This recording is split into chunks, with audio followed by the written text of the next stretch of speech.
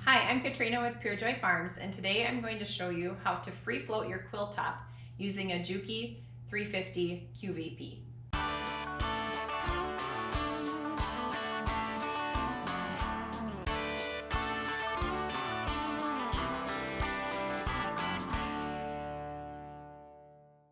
So today I'm going to be demonstrating on a baby size quilt, but really the method is the same for any size. This is the quilt that we're going to be loading today. It's called Charming Sawtooth, and I got it as a free download off of a website called HaleyStitches.com. I'm not affiliated with her at all. We can put that in the description for you if you're interested. So before we get started loading the machine, I'm just going to show you what I use for a lead cloth. There's lots of different styles of leads out there and how they're connected to your frame. Mine is mounted with Velcro up here on this end of it.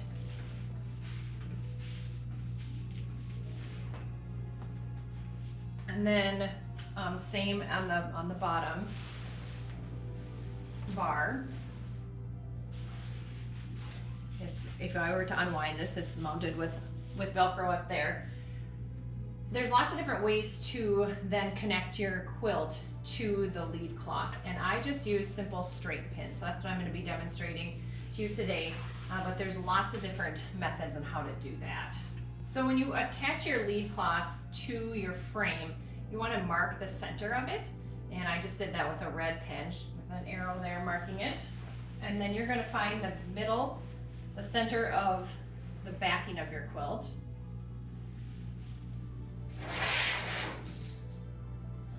Just mark that with a pin.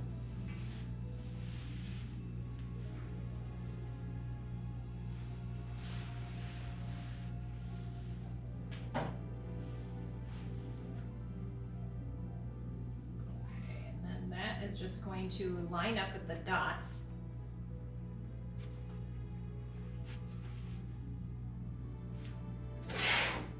I like to put a pin about every 4 inches, and the reason for that is because when you're moving around the machine, sometimes the corners of the arm get caught up in here, and it can pull down. You can get caught right here and then pull down, and it can kind of make your quilt lines jerk. And this way, if it's tight enough along here, you won't catch it in those little holes. Now I should tell you, I am not a professional quilter, and you might be wondering why the name of our channel is called Pure Joy Farms. We have a small farm. We raise sheep and pigs, and that is kind of a side gig for us, a hobby of sorts. So we have lots of different videos on our farm if you are interested in learning about that side of our life. But really, one of my favorite things to do has always been quilting. And so I've only owned my Longarm for about a year, and I've had a ton of fun with it. I only have one other quilting video out there so far, and that was how to thread your machine. And this time, the reason I'm doing this is because another viewer asked me to do a loading video, so I thought I would do that for her and for anyone else who's struggling like me to find information on this particular model. All right, so once you have that all pinned on, now this is going to go underneath this dead bar here, okay? Now, at the other end here, this one is going to come across the top of this bar. And so you just want to, you can wind it up on the sides there too. This one also has an arrow marking the center.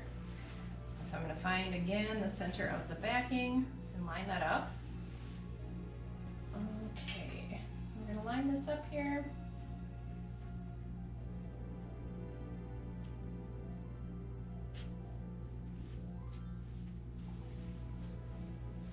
And again, you're just going to pin it on every 4 inches or so.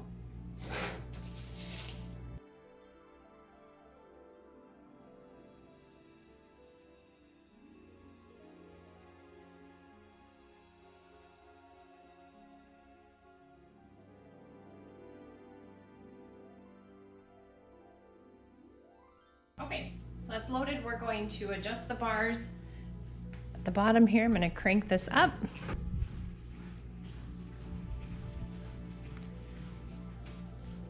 To get it nice and tight. I'm going to move this back a little bit here, the top bar. Got to release it first. There we go. Okay. All right, so that is nice and tight now.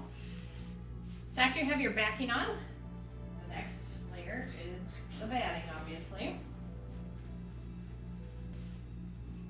So the batting is just going to sit on there. You want to make sure that you center, like I have a seam right down the middle of this one, so I'm just centering it on that arrow. And then just stretch it out for the area that you have. And then you place your quilt top on it, and you can give yourself a little bit of a border there.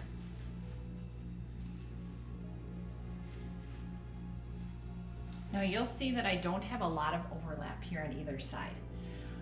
When you read recommendations and patterns, a lot of times it'll say 4 to 6, sometimes even more than that for how much overage you need on the outside. Really what I have found is that you don't need that much. You need a couple of inches, 2 inches for sure on either side, so a total of 4 wider than your quilt top. And you can go a little bit wider than that, but if I go wider than that, then I have a hard time using these bungees to get it nice and tight. I can't go and grab, right now I can grab the quilt top in with that. If this gets too thick here, then I'm only grabbing the batting and the backing and not the top. Okay, so really, when you're free floating, you aren't going to be attaching this at all. And it feels really weird. The first time I did this, it felt very wrong, that I was missing a step. This is how I was taught, and this is all that I know. So this is what I'm continuing with. So you just lay your quilt top on there, again, aligning the center. I can see from that center seam that we're right on the arrow, and kind of straighten everything up. You'll continue to shift this as you work with it, and you'll see that in a minute. So then the next step is to bring on your machine. So after you have the quilt top all loaded, then it's just time to baste around the edges, and then you get to start quilting. I like to start basting in the upper right hand corner of the quilt and come down, and then I go back to that corner, go across and down again, and that way you can kind of work out any air bubbles that might be along the way, and you're just keeping it nice and taut. I've attached the bungee, the one bungee down here, because this one's going to be in the way, and then I have the other 2 down there, but I will be resituating them as I come closer to them.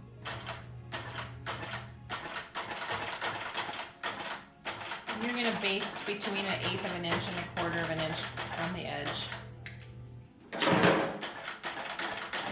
It's easily removable, of course. And then come back to that same spot.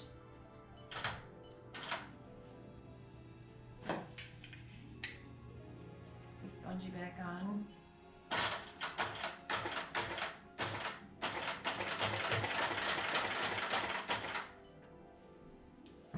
There, and get the other one on.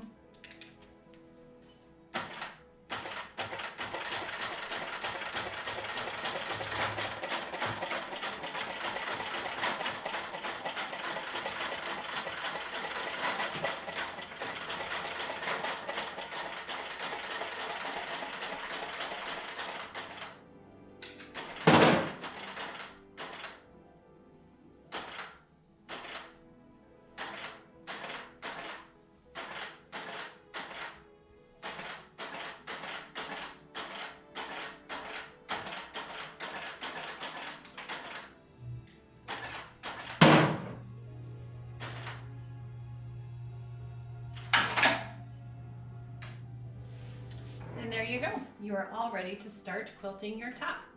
Have fun. Thanks for watching.